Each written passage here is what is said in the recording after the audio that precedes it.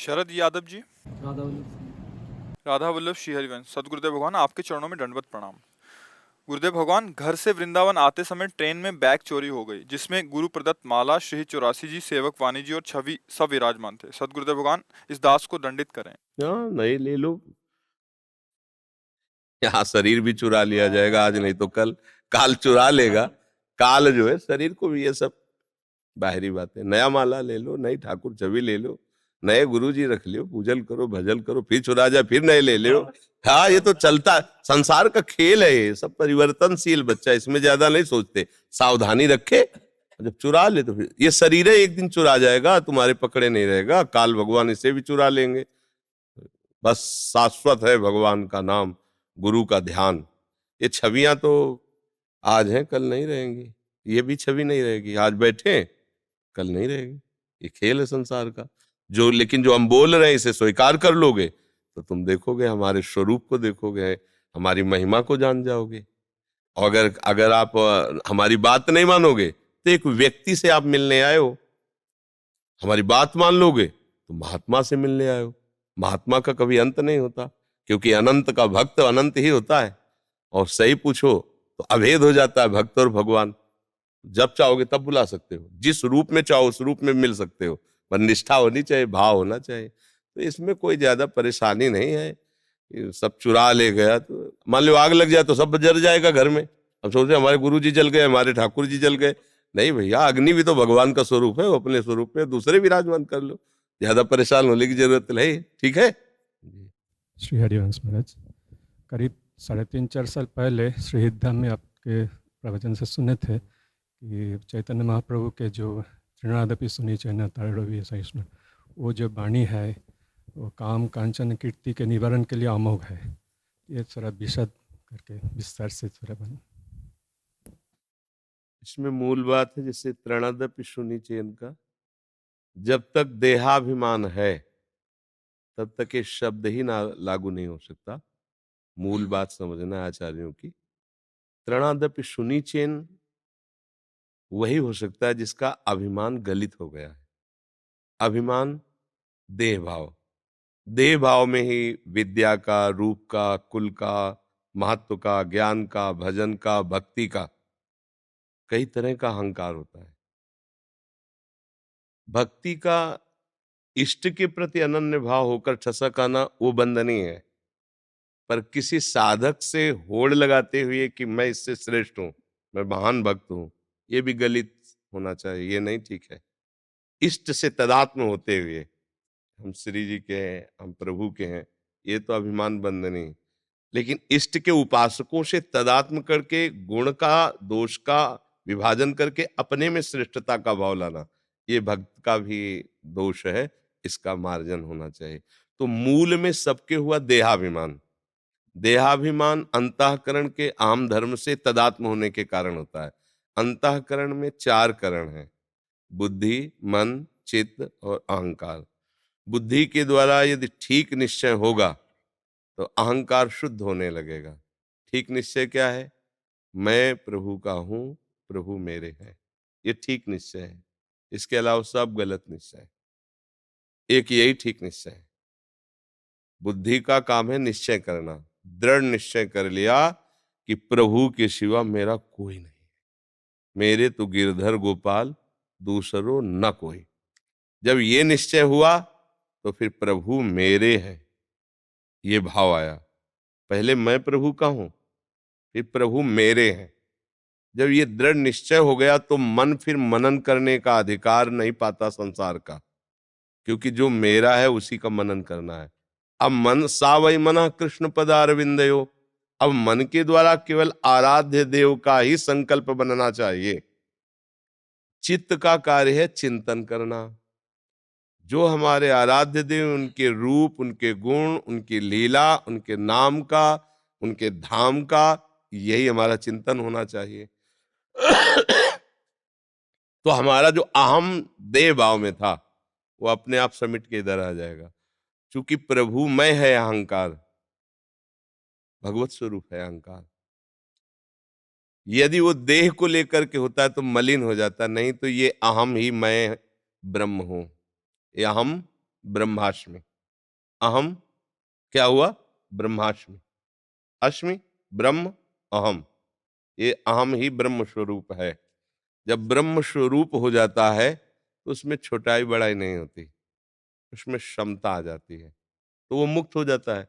पर भक्त मोक्ष चाहता नहीं, समझना। अब उसके अंदर अहम की क्षमता नहीं होनी चाहिए, अहम की दैन्यता होनी चाहिए। क्या दैन्यता होनी चाहिए? चराचर जगत मेरे आराध्य का स्वरूप है और मैं सबका सेवक हूं। तृण से छोटा कोई और होता नहीं, तो वो भी हमारा स्वामी है। तृणते नीच अपनपो कहे, शुभ और अशुभ न जाने, हमारे यहाँ सेवक जी कह रहे हैं। तृणादपि सुनीचेन, उससे भी नीचा, तृण से लेकर के ब्रह्मा तक सब मेरे प्रभु ही बने हुए हैं और वो मेरे स्वामी हैं, मैं उनका सेवक हूं। ये तृणादपि सुनीचेन। अब तरोरिषय सुनना, सहनशीलता, तितिक्षा, सहन करना। कैसा? बोले वृक्ष के समान।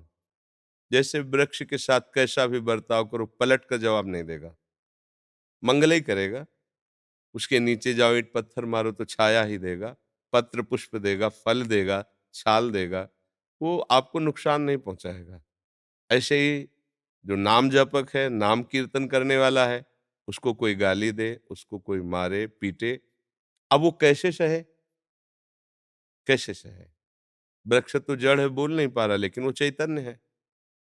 चैतन्य प्रकाश से देख रहा है, सह रहा है, बोल सकता है, प्रतिकार कर सकता है या प्रतिकूल व्यवहार भी कर सकता है।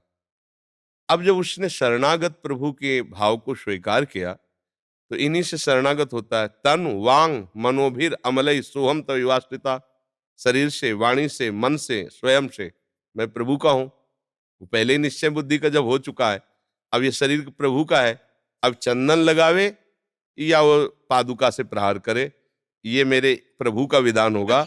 और प्रभु का हर विधान आनंद पूर्वक शरणागत सहता है, इसलिए कभी वो किसी से कोई शिकवा शिकायत, कोई विरोध भावना प्रदर्शित नहीं करता। कोई अपने भजन बल से उसको ताड़ना देना, उसको दंड देना, उसका नाश कर देना, ये नहीं हो सकता। जो शरणागत भक्त है, करत जे अनशहन निंदक तिनहु पे अनुग्रह करे। जैसे वृक्ष के ईंटा मारो तो पत्ता देगा, अगर उसकी छाल में लगेगा तो उतनी त्वचा उसके नीचे गिर जाएगी। आपके प्रयोग में आए ना आए, वो देगा, लेगा नहीं, आपका अहित नहीं करेगा। तरुर सुना। ऐसे ही साधु को तुम गाली दो, मारो पीटो, तो भगवान की जो दिव्य शक्तियां वो तो तुम्हें खींचेंगी, वो तुम्हें दंड देंगी, पर साधु से नहीं होगा। वो यही चाहेगा भगवान तुम्हारी बुद्धि शुद्ध करे, शरीर तुम्हारा स्वस्थ रहे, भगवान तुम्हारा मंगल करे। उसका हृदय ये नहीं चाहेगा कि कष्ट हो जाए। कैसे? जैसे अपनी जवान दांतों से अपने ही कट जाए, किसको हम रिपोर्ट करें? अपने ही हाथ से अपने ही अंग में चोट लग जाए, बहुत बार ऐसा होता है, किसको रिपोर्ट करते हैं? किसी को नहीं। ऐसे ही उदार चरितानाम वसुधैव कुटुंबकम, ये सब मेरे स्वरूप ही है, मेरी आत्मा है, मेरे प्रभु स्वरूप है, मेरे ही है। या ज्ञान की तरफ बढ़ो तो मैं ही हूं, दूसरा नहीं। अब किसको शिकायत? दूसरा कोई हो तो शिकायत करे। ये शरीर उनको समर्पित है, वो जैसा चाहे उससे व्यवहार करें। तो तरुरी सहिष्णुना, अमानिना मान देना। मान लेने में अहम होता है, मान देने में दैन्यता होती है। ये पहले ही हो चुका है उसका त्रणादिप सुनिचेन, तो उसका स्वभाव बन जाता है सबको मान देना और स्वयं मान रहित होना। समहि मान प्रद आप अमानी, आप मान रहित होता है, सबको मान देता है। उसके हृदय में इतनी दैन्यता होती है कि एक छोटे से छोटे भी जीव को आराध्य देव समझ करके उसको पीड़ा नहीं पहुंचाएगा, अपमान नहीं करेगा। उसका कोई अपमान करे तो उसे चुपचाप सह ले लेगा। अपने को सबसे छोटा समझता है, क्योंकि सब में अपने स्वामी को देखता है, इष्ट रूप देखता है। ऐसे जो नाम कीर्तन करता है वो मुक्त हो जाता है। किनसे? द्वंद्वों से, विकार युक्त कामनाओं से मुक्त हो जाता है। स्वाभाविक हृदय जब सरस होता है तो किसी भी तरह की अभाव की वृत्ति नहीं होती। हृदय जब शुष्क होता है तो अभाव की वृत्ति आती है। तो भक्ति से हृदय द्रवित हो गया, रस में अब वो वहाँ काम क्रोध आदि का प्रवेश ही नहीं, कठोर हृदय में इनका प्रवेश होता है, शुष्क हृदय में प्रवेश होता है विकारों का, सरस हृदय में नहीं होता। वहाँ तो प्यारी जी और प्यारे जी होते हैं, वहाँ तो प्रियालाल विराजमान रहते हैं। कंचन कामिनी कीर्ति साधक को लगती, भक्त को नहीं। साधन करके जो सिद्धावस्था को प्राप्त करना चाहते हैं उनके सामने प्रश्न है, भक्त के सामने। भक्त तो साधन ही नहीं कर, राजात पक्षायु मातरम खगा। वो तो जैसे पंखहीन बच्चा घोंसले में बैठा हुआ माँ की बाट जो रहा है, ऐसे प्रभु की याद में उसकी क्या परीक्षा लेंगे, वो तो पंख ही नहीं है ना। अजात पक्षा यु मातरम खगा, वृत्तासुर जी ने विनय में प्रार्थना करते हुए अंतिम समय भगवान से, अजात पक्षा यु मातरम खगा। अब भक्त के ऊपर परीक्षा की जरूरत नहीं, गोदी का बच्चा है, उसकी क्या परीक्षा है। जो साधक है, साधु है, वो है चतुर विद्वान ज्ञानी, उसकी परीक्षा हो सकती है कंचन कामनी की। हाँ, भक्त अहंकार कर ले तो उसकी भी परीक्षा हो जाएगी, लेकिन भक्त वही है जो अहंकार रहित है, भगवान के आश्रित। भक्तों की परीक्षा नहीं होती, भक्तों की योग्यता का दर्शन कराया जाता है। जैसे कहा जाता है कि भक्तों की परीक्षाएं नहीं, परीक्षा नहीं है, वो देखो कितने समर्थ है, ये दर्शन कराया जाता है। सामने प्रतिकूलताएं, जहर देना, पीटना, मारना, बांधना, और वो उसमें मुस्कुराते हैं और जहर देने वाले, मारने वाले, पीटने वाले को भी मंगल मनाते हैं। उनकी परीक्षाएं नहीं होती। और ऐसा रूप सामने आ गया है कि अब कोई नजर ही नहीं आता, किसको देखें। ऐसा रस अंदर नाम का प्रकट हो गया है कि उसको धन की आवश्यकता ही नहीं है, परम धन नाम प्राप्त हो गया है ना। और यश, इससे बड़ा यश क्या हो सकता है कि हम भगवान के दास हैं। इससे बड़ा कोई यश थोड़ी है भाई। जितने भी पद है सब प्राकृतिक है, और ये चिदानंद पद है, हरिदासत्व। हम प्रभु के हैं, हम गुरु के हैं, हम श्री जी के हैं, हम ठाकुर जी के हैं, तो हमारी कीर्ति भी अविनाशी है, हमारा धन भी अविनाशी, क्योंकि नाम रूपी धन। कबीरा सब जंग निर्धना, धनवंता नहीं कोई, धनवंता सोई जानिए जाके राम नाम धन हुए, कृष्ण नाम धन हो। तो हमारे समान कोई धन ही नहीं, तो एक कंकर पत्थर वाले रुपए पैसे की आकांक्षा कौन करे, जब परम धन राधा नाम आधार उसको प्राप्त हो गया है। और रूप देखो माई सुंदरता की सीमा, तो फिर किसको देखे हो। तासा मावीर भूत छौरी इसमें मान मुखाम्बुजा, पीतांबर धरास्रग भी साक्षात मनमत। देखो रूप की बाजार लगी, इधर देखो कौन रूप देखे। तो कामिनी कंचन और कीर्ति का भय साधकों को होता है, भगवत शरणागतों को नहीं, क्योंकि वो देख ही नहीं सकता। ऐसे रखते हैं वो, करो सदा तिनके रखवारी, जिम बालक राखे महतारी। बलवान घोड़े को जानते हो, जब ये उसमें रथ में जोता जाता है तो एक ऐसे लगाया जाता है, वो ऐसे देख ही नहीं सकता है, क्योंकि यहां लगी है लगाम, तो ऐसे कर नहीं सकता, और इतले केवल देख रहा है। ऐसे ही भगवान को भक्त होता है, भगवान इतले ही रखते, बस मेरी तरफ। इधर लगाम है, क्या ऐसे नहीं देख सकता, लगाम है ना। करो सदा तिनके रखवारी, जिम बालक राखे महतारी। भगवद आश्रित जन ये कंचन कामनी कीर्ति, ये भय उनको है जो साधना कर रहे हैं। गोद में बैठने वालों को, चरण में पड़ने वालों को भय नहीं। जहां उसको भी ठसक आई कि मैं कुछ हूं, तो वही प्रवेश, मैं कुछ हूं, इसी में माया का प्रवेश है। और मैं कुछ नहीं, माया मुक्त है। जहां मैं कुछ भी बने कुछ भी बने, कुछ भी मैं को बनाया, तो परीक्षा है, और मैं को समर्पित कर दो, आपके आओ कुछ। शरणागत क्या होता है, कुछ नहीं, प्रभु का जन। अगर उससे पूछो आप हरि के दास हो क्या, तो बोले हरि से पूछ लो, हमें तो पता नहीं। क्योंकि पता नहीं दासत्व तो है कि नहीं, तो हमारे हरि गुरु जाने, हम क्या कुछ नहीं है, शून्य। अंक है हरि, 10 गुना बढ़ता चला जाएगा, उसे अंक का अहम नहीं है, अंक है हरि इसका। साधन में अहम पक्ष होता है, मैंने ये किया, मैं करूंगा, क्योंकि मूढ़ता बनी रहती है, अहंकार विमूढ़ आत्मा करता है। तो ये सब परीक्षाएं होती हैं, बड़े बड़े तपस्या तक ये अहंकार बना रहता है। और भक्ति में तो प्रारंभ से ही अहंकार का मर्दन है, अहंकार का समर्पण है। इसलिए तृणादपि सुनीचेन तरोरि सहिष्णुना, अमानिना मान देन कीर्तनिया सदा है। नयन बनर्जी। श्री हरिवंश।